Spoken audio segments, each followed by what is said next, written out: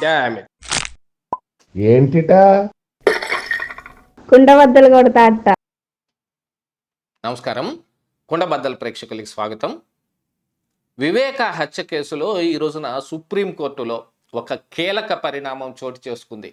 Supreme court కూడా దీనికి ఈ కేసుకు ఒక లాజికల్ కంక్లూషన్ ఖచ్చితంగా అవసరం అని చెప్పడంతో పాటుగా సిబిఐ తరపు లాయర్కు కూడా అసలు మీరు ఎవరి మీద దర్యాప్తు చేయాలనుకుంటున్నారో ఆ విషయాన్ని సుస్పష్టంగా మాకు తెలియజేస్తే మేము దాన్ని పరిగణలోకి తీసుకుంటాం, ఆ రకంగా ఆదేశాలు ఇచ్చే అవకాశం కూడా ఉంది, కాబట్టి మీరు ఖచ్చితంగా ఎవరిని దర్యాప్తు చేయాలనుకుంటున్నారో తెలియజేయవలసిందే అనేది కూడా ఈ రోజున సుప్రీంకోర్టు చెప్పడం జరిగింది. దీంతో పాటుగా ఫిబ్రవరి 5కి ఈ కేసును వాయిదా వేశారు. గతంలో కూడా సునీత ఇలాగనే సుప్రీంకోర్టుకు వెళ్ళి అవినాష్ రెడ్డి బెయిల్ రద్దు కానీ మిగతా వాళ్ళ బెయిల్ రద్దు కోసం కూడా ప్రయత్నం చేస్తున్న సమయంలో దర్యాప్తు పునఃప్రారంభించాల్సిందే అనే విషయాన్ని కూడా ఆవిడ అక్కడ అడిగితే దీన్ని ట్రయల్ కోర్టుకి అప్పచెప్పింది సుప్రీంకోర్టు. మీరు ట్రయల్ కోర్టులో ముందుగా దీన్ని తేల్చుకోండి, అక్కడ ఏదైనా మీకు కావాల్సిన మీకు జరగాల్సింది జరగలేదు అని అనుకుంటే అప్పుడు సుప్రీంకోర్టుకి రండి అని చెప్పడం కూడా జరిగింది. గతంలో మరి ట్రయల్ కోర్టు కూడా దీని మీద విచారణ చేసి సునీల్ యాదవ్ ఫోన్ కాల్స్ మీదనే మరి అతనితో మాట్లాడిన ఇతరత్ర వాళ్ళ ఫోన్ కాల్స్ మీద మాత్రమే పరిమితంగానే మీరు దర్యాప్తు చేయండి అని ట్రయల్ కోర్టులో ఆదేశాలు వస్తే దాని మీద సుప్రీంకోర్టుకి సునీత వెళ్తే ఈ రోజున ఈ కీలక పరిణామం చోటు చేసుకుంది. దీంతో పాటుగా అసలు ఎవరి బెయిల్ రద్దు చేయాలనుకుంటున్నారు, ఎవరి బెయిల్ రద్దు పైన మీరు నిర్ణయం తీసుకోవాల్సిన అవసరం ఉంది, ఇంకా ఎవరిపైన దర్యాప్తు చేయాలి, ఏ ఏ అంశాల మీద దర్యాప్తు చేయాలో కూడా మాకు తెలియజేస్తే మేము పరిగణలోకి తీసుకుంటామని చెప్పింది. ఎందుకు అనంటే ఈ వివేక హత్య కేసు చాలా సంవత్సరాలుగా ఇలా కొనసాగుతూనే ఉంది. ఆ కోర్టు, ఈ కోర్టు, ఆ దర్యాప్తు సంస్థ, ఈ దర్యాప్తు సంస్థ. ఇందులో గతంలో సిబిఐలో విచారణాధికారిగా ఉన్న రామ్ సింగ్ను తొలగింపు, ఆ తర్వాత సుప్రీం నేతృత్వంలోనే ఒక సిట్టి ఏర్పాటు అవటం, ఇలాంటివన్నీ జరిగిన తర్వాత ఎటూ తేలకుండా ఈ కేసు ఇలా ఉండిపోతే అసలు న్యాయ వ్యవస్థకే ఒక కళంకం ఏర్పడుతుంది. కాబట్టి దీనికి లాజికల్ కంక్లూషన్ ఖచ్చితంగా అవసరం అనేది సుప్రీంకోర్టు తేల్చి చెప్పడంతో పాటుగా సిబిఐని కూడా ఆదేశించింది. అంటే ఇప్పుడు కోర్టు సిబిఐ అండర్లోకి వచ్చేసింది. సిబిఐ ఎవరి మీద అయితే దర్యాప్తు చేయాలనుకుంటున్నారో ఆ విషయాన్ని కోర్టుకి చెబితే వాళ్ళు పరిగణలోకి తీసుకుంటారు. దీంతో పాటుగా సునీత కోరుకుంటోంది కూడా ఏమిటి, అవినాష్ రెడ్డి బెయిల్ రద్దు కానీ మిగతా ఇతరత్ర ఎవరైతే ఇప్పుడు బయటకు బెయిల్ తీసుకొని వచ్చారో వాళ్ళ బెయిల్ రద్దు కోసం కూడా ఖచ్చితంగా ప్రయత్నం చేస్తూ ఉంది. దీంతో పాటుగా ఎవరిని దర్యాప్తు చేస్తే ఇక ఫైనల్గా ఇది ఎవరి దగ్గరికి వెళ్ళి ఆగుతుంది.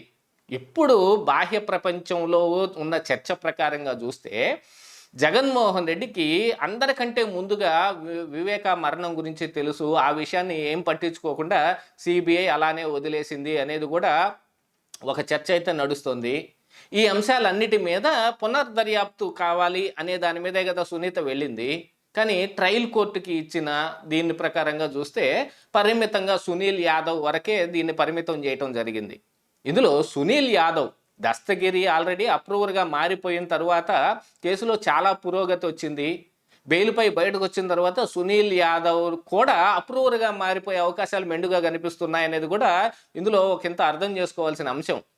అలాగా అప్రూవర్గా మారబోతున్న సునీల్ యాదవ్ మీద ఇలాంటి దర్యాప్తు మళ్ళీ పునఃప్రారంభం అంతవరకే పరిమితంగా చేయాలి అనేది వస్తే ఇందులో సునీల్ యాదవ్ని భయపెట్టడానికో సునీల్ యాదవ్ని అండర్లోకి తెచ్చుకోవడానికో జరుగుతున్న విస్తృత ప్రయత్నం తప్ప వేరేం కాదు అని చాలామంది చర్చించుకుంటున్నారు ఈ రోజున. ఇందులో కీలకంగా ఈ వివేకానంద రెడ్డి హత్య ఎందుకు జరిగింది, గతంలో రామ్ సింగ్ దీనికి విచారణాధికారిగా ఉన్నాడు, ఆయన మీదే కేసులు పెట్టి ఆయన్ని అరెస్ట్ చేయడానికి మరి ఏపీ పోలీసులు కూడా విస్తృతంగా ప్రయత్నాలు చేసి ఆ తరువాత కోర్టు దాకా వెళ్ళి కోర్టులో కూడా రామ్ సింగ్ని తొలగించిన తర్వాత సిట్టుని సుప్రీంకోర్టే ఏర్పాటు చేసి దీనిపైన దర్యాప్తు చేయాలనుకుంటున్నారు. ఇప్పుడు సిబిఐ కూడా ఈ దర్యాప్తు అధికారులు ఎవరైతే ఉన్నారో వాళ్ళు ఎవరిని దర్యాప్తు చేయాలనుకుంటున్నారో సుస్పష్టంగా కోర్టుకు చెబితే దాన్ని పరిగణలోకి తీసుకుంటాం అనే విషయాన్ని సుప్రీంకోర్టు చెప్పటంతో ఇక అవినాష్ రెడ్డి బెయిల్ సంగతి బయటకు రావటం, దాని మీద చర్చలు జరగటం మొదలయ్యాయి. యాక్చువల్గా సునీత కోరుకునేది గట్టిగా అవినాష్ రెడ్డి బెయిలే. ఇందులో ఆ పై స్థాయి వ్యక్తులు ఎవరున్నారు అనేది సునీత అంతగా పట్టించుకోకపోయినప్పటికీ గాను మరి విచారణ అంటూ జరగటం మొదలు పెడితే చివరిదాకా వెళ్తుందిగా. ఇందులోనే గతంలోనే సిబిఐ కూడా మరి జగన్మోహన్ రెడ్డికి బాహ్య ప్రపంచానికి ఈ వివేక మరణం వార్త తెలియటం కంటే ముందుగా తెలుసు కాబట్టి ఎలా తెలిసింది అనేది కూడా విచారణ చెయ్యాలి. అందులో ఎవరు చెప్పారు అనేది కూడా విచారణ చేయాల్సిన అవసరం ఉంది. ఇక అవినాష్ రెడ్డి ఇదిగో అరెస్టు అదిగో బెయిల్ అంశం కానీ, లేకపోతే అవినాష్ రెడ్డి సిబిఐ దర్యాప్తుకి హాజరయ్యే ముందుగా అప్పట్లో కోర్టులో కొన్ని విచిత్రమైన ఆదేశాలు కూడా వచ్చాయి. మీరు క్వశ్చన్ ఏరియా మొత్తం అవినాష్ రెడ్డికి ఇస్తే ఆయన ముందుగా ప్రిపేర్ అయ్యి వచ్చి వాటికి ఆన్సర్లు రాస్తాడు అనేది కూడా గతంలో మనం తీర్పులు కూడా మనం చూసాం. ఇవన్నీ జరిగిన తర్వాత ఇందులో పెద్ద మాల్ ప్రాక్టీసు మ్యానిపులేషన్స్ జరుగుతున్నాయి అనేది మాత్రం బాహ్య ప్రపంచానికి అర్థమవుతుంటే, మరి ఇప్పుడు కోర్టులో వచ్చిన ఆదేశాలు కేవలం సునీల్ యాదవ్ వరకు మాత్రమే మీరు పరిమితంగా దర్యాప్తు చేయమంటే దాని వెనకున్న కారణాలు ఏమిటనేది కూడా చర్చలు నడుస్తున్నాయి. ఇక న్యాయ వ్యవస్థ మీద కూడా చాలా అనుమానాలు, జడ్జీల కాండక్ట్ మీద కూడా అనుమానాలు కూడా వ్యక్తమవుతూ ఉన్నాయి. ఎందుకు అంటే పరిమితంగానే ఎందుకు చెయ్యాలి? విస్తృతంగా చేయాల్సిన అవసరం ఉంది. అసలు దర్యాప్తు చెయ్యాలి అని అనుకుంటే దర్యాప్తు పూర్తి స్థాయిలో జరగాలి. లేదు అంటారా, దర్యాప్తు అవసరం లేదనేది రావాలి. కానీ ఏదో ఇటు పాము చావాలి కర్ర విరగకూడదు అనే చందంగా సునీల్ యాదవ్ వరకు దర్యాప్తు చేయండి అని అంటే దాని మీద మళ్ళీ సుప్రీంకోర్టుకి మరి సునీత వెళ్ళే అవకాశం ఉంది కాబట్టి ఆవిడ సుప్రీంకోర్టు దాకా వెళ్ళింది. ఇప్పుడు ఒక లాజికల్ కంక్లూజన్ ఖచ్చితంగా ఈ కేసుకి అవసరం. వివేకానంద రెడ్డి హత్య కేసు 2 ఎలక్షన్స్ని ఫేస్ చేసింది. 2019 ఎలక్షన్స్లో ఒకళ్ళకి ఫేవర్గా, 2024 ఎలక్షన్స్ మరొకరి ఫేవర్గా. అప్పట్లో జగన్మోహన్ రెడ్డి వివేకానంద రెడ్డి హత్య కేసును కూడా వాడుకున్నాడు. ఆయనకు వచ్చిన 151 సీట్లలో దాదాపుగా వివేకానంద రెడ్డి దాని మీద ఉన్న ఒక సింపతై దీన్ని కూడా గెయిన్ చేసే ప్రయత్నం కూడా చేశాడు. అప్పట్లో ఇంకా చాలా అంశాలు తెరపైన ఉన్నప్పటికీ వివేక హత్య కేసు కూడా వన్ ఆఫ్ ది రీజన్గా ఆ రోజున పనిచేసింది.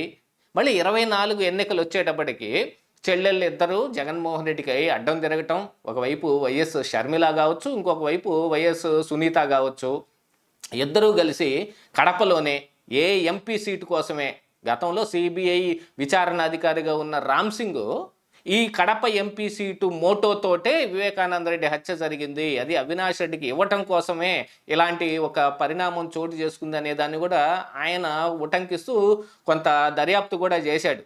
ఆ సమయంలో రామ్ సింగ్ను భయపెట్టడానికి జరిగిన చాలా విషయాలు, అందులో మరి ఉదయ్ భాస్కర్ చేత ఈ రామ్ సింగ్ మీద కేసు వేయించటం కానీ, ఇంకా ఈ వివేకానంద రెడ్డి పిఏగా ఉన్న కృష్ణారెడ్డి కూడా ఈ విషయంలో కలగజేసుకుని ఆయన కూడా కొంత మ్యానిపులేషన్ చేసే ప్రయత్నం చేశాడు. యాతావాత చూస్తే ఇప్పుడు మళ్ళీ వివేకా కేసు సుప్రీంకోర్టు దాకా వెళ్ళింది. ఈరోజు జరుగుతున్న ఈ పరిణామాలు, కీలక పరిణామాలు చూస్తే అవినాష్ రెడ్డి బెయిల్ రద్దు అయిపోతుంది, మళ్ళీ సుప్రీం ఆదేశాలతోటి విచారణ సజావుగా సాగుతుందేమో అనే అనుమానాలు ఖచ్చితంగా వస్తాయి. ఇదే ఈరోజు కుంటబద్దలు.